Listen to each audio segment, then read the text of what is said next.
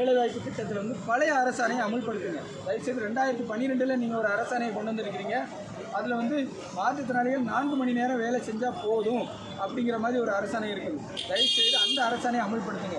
இப்போ நீங்கள் ரீசெண்டாக ஒரு அரசாணை விட்டுருக்கீங்க, அதில் 8 மணி நேரம் வேலை செய்யணும், கடினமான வேலைகள், அதாவது கடப்பாறையை கொண்டுலாம் வேலை செய்யணும்னு சொல்லி அந்த அரசாணை இருக்குது. தயவுசெய்து அதை கொஞ்சம் மாற்றுங்க. மாற்றுத்திறனாளிகளுக்கு பழைய அரசாணையின்படி 82 கீழ் வேலை அந்த 100 நாள் வேலைவாய்ப்பு திட்டத்தை வழங்குங்க.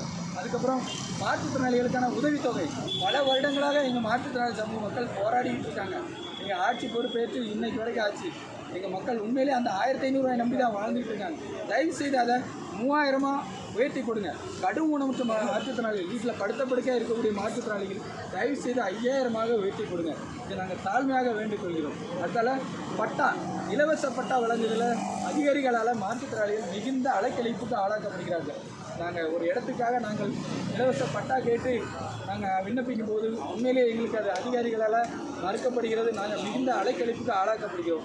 தயவுசெய்து நீங்கள் அமுல்படுத்திய அனைத்து அரசாணைகளையும் முறையாக சென்றடைந்ததா என்பதை நீங்கள் உடனடியாக எங்களுடைய சங்க பிரதிநிதிகளை அழைத்து நீங்கள் கேட்க வேண்டும். நீங்கள் அதிகாரிகளை வைத்து கேட்காதே.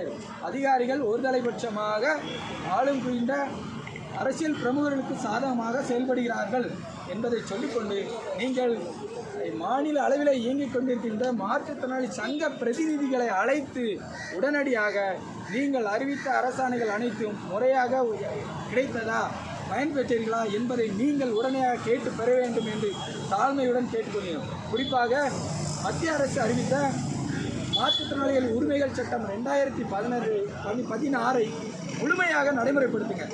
இன்றைக்கும் தமிழ்நாட்டில் பெரிய பெரிய கட்டடங்கள், ஒரு ஹோட்டலில் கூட எங்களால் போய் சாப்பிட முடியலை.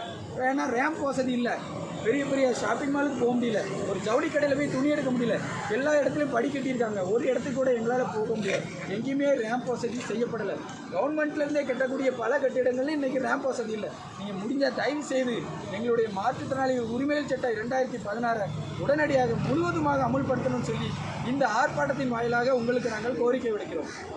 அடுத்த கட்ட நடவடிக்கை சார், நாங்கள் இது வந்து ஏற்கனவே கடந்த 9வது மாதத்திலே நாங்கள் இதே இடத்திலே ஒரு ஆர்ப்பாட்டத்தை நடத்தினோம். இப்பொழுது இந்த முறைகேடு சம்பந்தமாக மீண்டும் நாங்கள் ஆர்ப்பாட்டம் நடத்த வேண்டிய சூழலுக்கு தள்ளப்பட்டிருக்கிறோம். இது தொடரும் பட்சத்தில் நாங்கள் இப்போது 4-5 சங்கங்கள் இணைந்திருக்கின்றோம். இன்னும் எங்களோடு 10, 15, 20 சங்கங்கள் இணைவார்கள். ஒன்று சேர்ந்து நாங்கள் குரல் எழுக்கக்கூடிய சூழ்நிலை உருவாகும்.